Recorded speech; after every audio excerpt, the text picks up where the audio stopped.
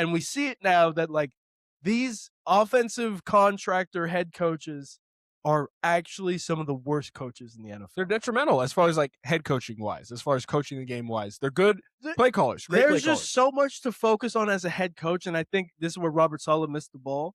There's so much to focus on as a head coach that like actually calling offensive plays, the right offensive plays at the right time, is low on the totem. It's almost impossible to do all those things. Oh yeah. And Robert Saleh was like, I was just the guy who called timeouts and threw the challenge flags. Like, dude, if that's what you really haven't thought about if that's what you actually thought being the head coach was about, like I wish Bill Belichick could react to that, or like any other like really good head coach would react to that, because that's just unreal. Because that's just like you are diminishing what it means to be a coach at that point. Yes. When you don't call plays like so as someone who you say I shot a challenge flag in this, well, you're the one who's saying, well, if this happens, what am I going to do here? Right. Like, well, if they score, if they every end up going for 2, what do I need to come back? Like, are we going to punt here? Or if it's 4th and 2, what are we going to call? What am I going to tell him to do if this happens? That is what you were doing.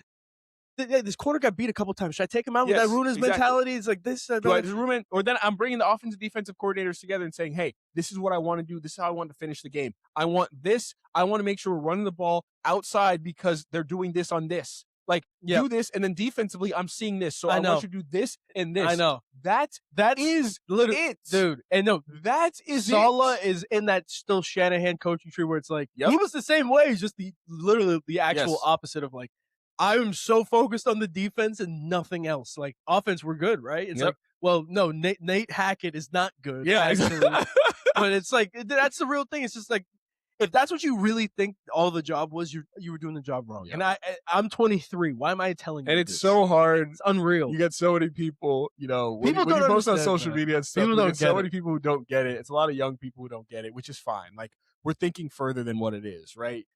But that's the point. Like, by you saying you only had the challenge flag and timeouts, diminished the whole position, and honestly, frankly, disrespected the position.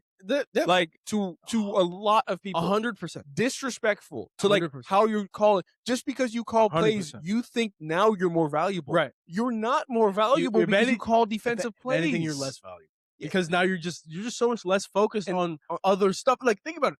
The offensive, in the CEO system, the offensive coordinator is focused on every single thing offensively. Get yards. But it's a lot of stuff, right? Yep. But it's focused on every single thing offensively. Looking at defensive tendencies on offense, right?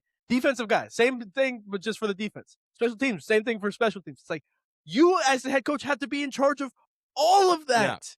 Yeah. All of that. You have to be better than all 3 of them. I want to cut you off there and say one thing, right? That's right when you say that.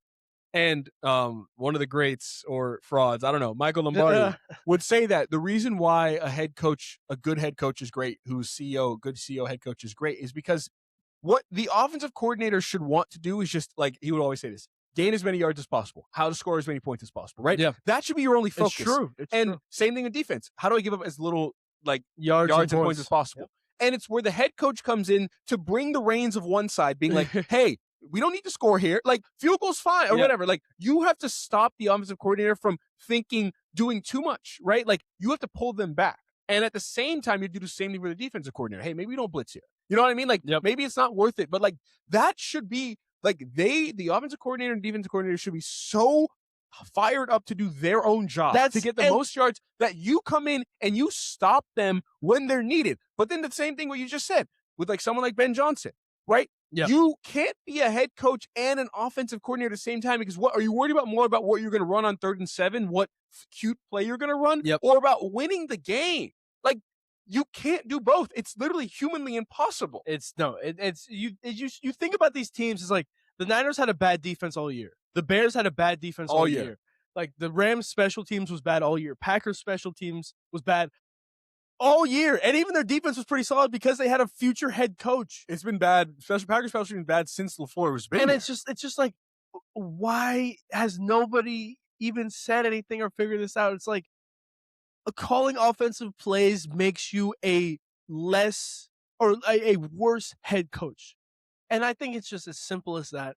The offensive coordinator should be focused on the offense. The defensive coordinator should be focused on the defense. And that you as the head coach have the authority to overrule any single person, because you should know more than every single person